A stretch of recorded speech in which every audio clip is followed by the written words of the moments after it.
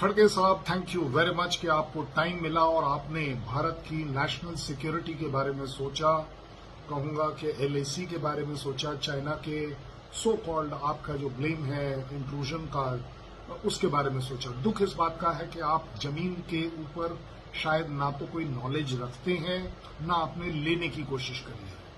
आपका कहना है कि पेंगैंगसो में बेस बना रहा है चाइना। आई होप आपको एग्जैक्टली पता है क्या बना रहा है और कहाँ बना रहा है, क्योंकि हमें पता है, एज फौजी हमें जरूर पता है कि वो कहाँ बना रहा है और कैसे बना रहा है, कैसे उसे रोका जाए या ना रोका जाए।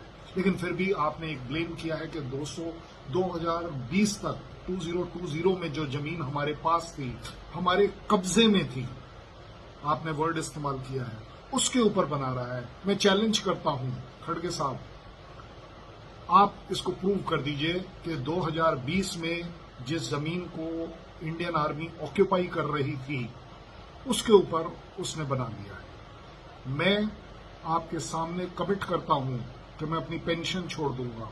क्या आप अपनी कांग्रेस की प्रेसिडेंसी छोड़ देंगे अगर मैंने आपको प्रूव गलत कर दिया? लोगों को एजुकेट करना ओपोजिशन और आपका धर्म होना चाहिए। मिसगाइड कर प्रोपोगंडा कर मिस इन्फॉर्मेशन डालकर देश की सेना, देश की नेशनल सिक्योरिटी के साथ आप खिलवाड़ कर रहे हैं। गलत बात है। आपको चीजों को फैक्चुअली करेक्ट निकालना चाहिए। हर चीज में अगर आप लोग फौज का नाम लेकर गलत बताएंगे, चाहे वो आपका टारगेट गवर्नमेंट की तरफ हो, लेकिन रिस्पॉन्सिबिलिटी आप एक तरीके से आर्मी की जो है उसके ऊपर उंगली उठा रहे हैं, जो कि मुझे बिल्कुल मंजूर नहीं है। आप ग्राउंड पर आइए, ग्राउंड पर देखिए, चलिए।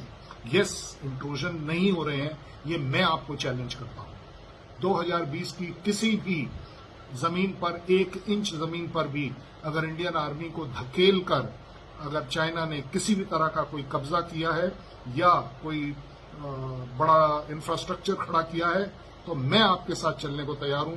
सजा आप मुझे जो देना चाहें दे दें, लेकिन मैं ये जरूर चाहूंगा कि अगर ये चीज गलत है, जो कि आपको भी मालूम है गलत है, आप प्रोपोगंडा कर रहे हैं, लेकिन अगर आप मानेंगे कि ये गलत है तो कम से कम इंडियन आर्मी से आपको माफी मांगनी चाहिए।